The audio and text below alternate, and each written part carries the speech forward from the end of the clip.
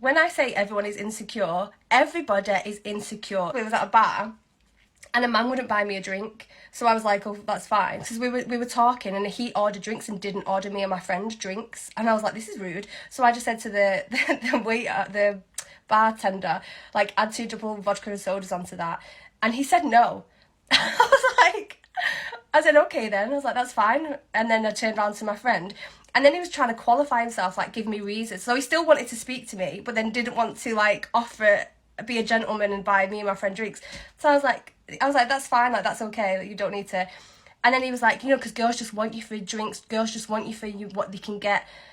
And I was like, that's fine, that's not my experience, like, and I'm not being funny, but if that was the case, I would not be targeting you. If that was the mindset I was in, like, any man, like, they just automatically would take care of the women, like, that's just because they're the men, like, they're gentlemen, and like, anyway.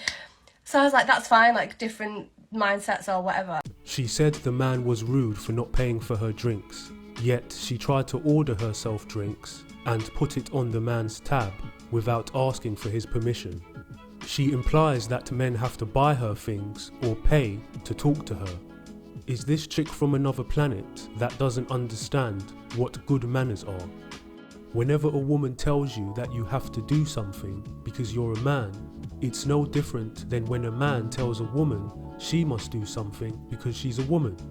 Women hate it when men say they should cook and clean because they are women, but they have no problem telling men they should buy them drinks because they are men and it's being a gentleman. Or I don't want to be that guy.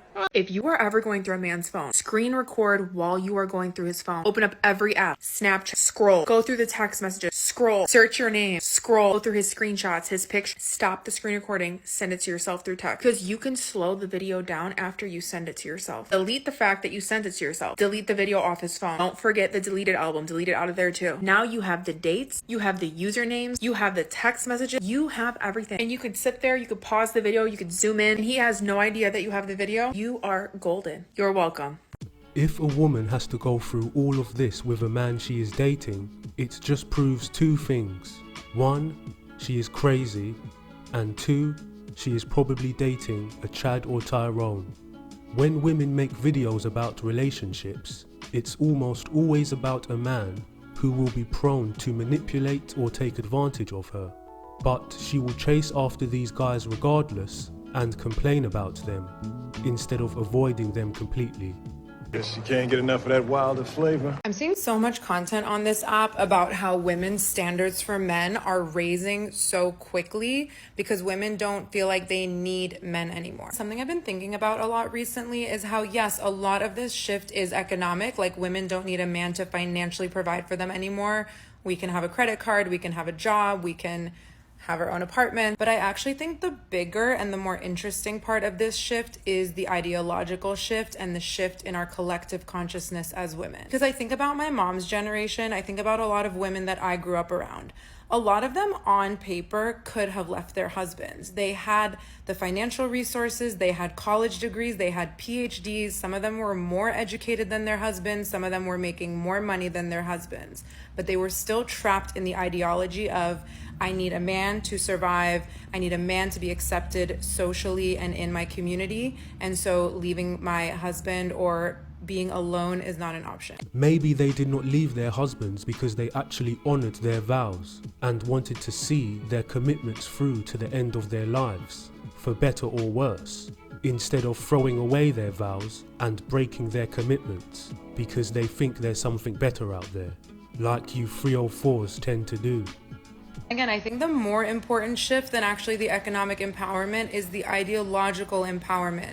Is our generation now feeling that we don't need to subscribe to the old dogmas, the old ideologies, things that were put on us by religion, society, patriarchy, right? It's very much in men's interest to make us think that we cannot leave them no matter what. And as the collective consciousness of women shifts, I think it's creating this really interesting feedback loop. It's like, women realize that we literally can leave. Like, you can go down to the courthouse, file for a divorce, walk away, break up with that man, get your own apartment, move out. You can do all these things. You are not trapped in a relationship. As more women are feeling this, Men feel the impact of this. This is the loneliness epidemic that we're talking about that is now hitting men. Men also have the option to walk away, but they do it far less because they have a better understanding about moral values. And what lonely epidemic is she talking about? As far as I can see, all modern women do is cry about how they can't get a man.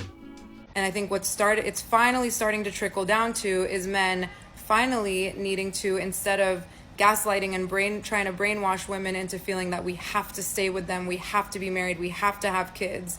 That brainwashing is clearly not working anymore. So the final step in the feedback loop is men actually seeking support and seeking a way out of this patriarchal thinking that really hurts them as much as it's hurting women, right? Going to therapy, them seeking resources, them finding community among other men and starting to like talk about their feelings, talk about how do they grow and improve from an emotional standpoint and become better partners, better fathers, better members of a community.